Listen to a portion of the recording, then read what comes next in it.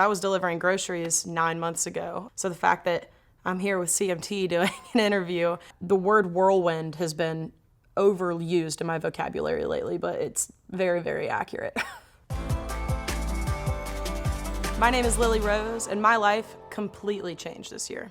I'm going on the Chris Lane tour, y'all, let's go! I'm from Atlanta, Georgia. My dad has been in radio for my whole life. A lot of music playing in my house always, but nobody was actually playing instruments. I started really playing the guitar and moving towards the songwriting thing when I was 13 or 14, but the artist thing started when I was in college, 19, playing the bars, open mics, with my brother playing lead guitar for me, and before you know it, we were kind of like one of the bar bands in Athens. Just got to the Georgia Theater and woo! But it wasn't until I moved to Nashville that I started falling in love with my own songs for the first time. From 2017 through the beginning of 2020, I was touring about 80 to 90 dates a year, which brought in probably 20% of my income because that's a lot of expenses and we weren't making a whole lot of money on the road. TikTok really exploded when we all went into the original lockdown of COVID in March of 2020. I think I can speak for a lot of millennials, especially on the older side. We were all like, why would we download that? That's for the kids. I didn't download TikTok until late October of 2020. I was delivering groceries and my car battery died and I got jumped just enough to make it to an AutoZone. Bought like a $164 car battery and I only had $172 in my bank account. I was left with $8, didn't deliver groceries the rest of the day, but what I did do was post Villain on TikTok that next day, and that's the one that really changed my life. Yeah, I've heard things go round and round, running through this town like a two-lane. I got 1 million views within 14 or 15 hours.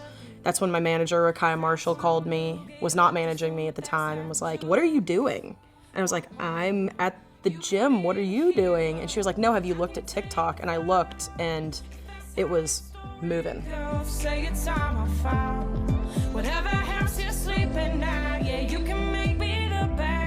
It kind of is a great example of you truly never know what's gonna happen on the next day. I started getting DMs from people that had no business DMing me, you know, like Dan Smyers from Dan and Shay, and Breland and Ryan Hurd, some of my favorites of all time in the genre, telling me they like my song. It was reassuring. I got verified the day that I signed the record deal. It was December 1st, 2020, I posted Villain. December 15th, it came out. You guys, we debuted #1 all genre, and I'm next to Taylor Swift, who's one of my favorite artists of all time. This is from you. Thank you.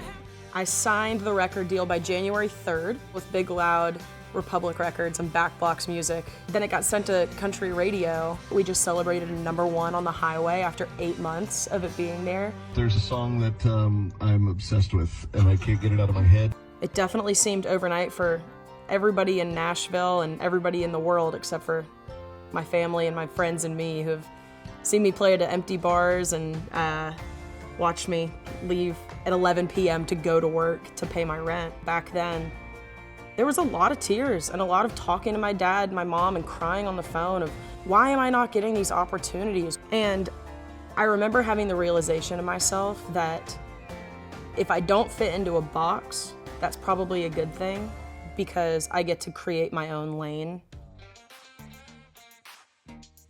I wrote Villain in 2019, actually, with Mackenzie Carpenter and Kyle Clark. It's got this really cool cinematic Avengers, Marvel theme to it while being a classic country song about small towns, heartbreak, and talking, you know, smack behind people's backs kind of thing. So, sat on that song for 12 months. We had it fully mixed, mastered, ready to go.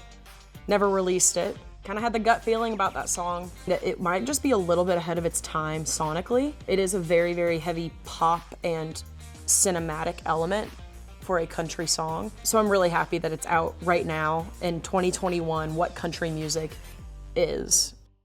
I'm really thankful that so many people are being receptive to my songs, and I'm glad that the LGBTQ+ community feels represented, that hasn't heard an artist that they love that can also sing about a girl dating girls or whatever it is, and the relatability factor, because I just want kids to be able to be themselves, and I hope that parents who are raising kids can hear my music and not have fear in their hearts. But I love that everyone likes my songs, and that's the goal, you know, is to make people feel like they're at home in a genre while also trying to grow this audience as big as we can, you know?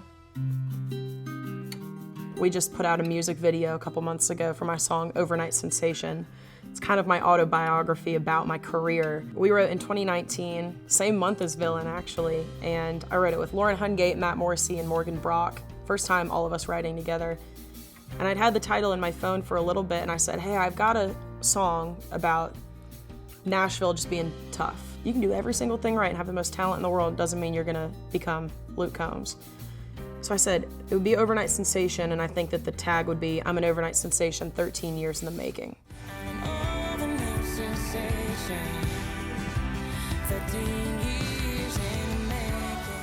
I'm telling you, we did this on year 11 of me pursuing this dream. The fact that all of this came about and I signed a record deal almost 13 years to the day I wrote my first song. It's pretty wild. And you know, it's really cool and it's special because when I think back to pulling teeth trying to get 50 followers on TikTok, and now I've got way more than 50 people that know the words to my songs, it's humbling, but I feel right where I'm supposed to be. Yeah, baby, first time I've ever heard my girl on the radio. I've had to listen to him for 27 years. You know, I'm 27 years old and been going at it a long time, and I feel like the music is there, and my craft is getting better every day, but it's the best it's ever been, and I just feel like the timing could not have been better. Watching the numbers on the social pages, they're like, you can actually see a graph, and they just go like this. And it's all, you know, attributed back to that first Villain viral moment. But the goal is to be a movement and not a moment, and we want this to just keep climbing. I'm finally getting to do what I love 24 hours a day, 7 days a week, which is incredible.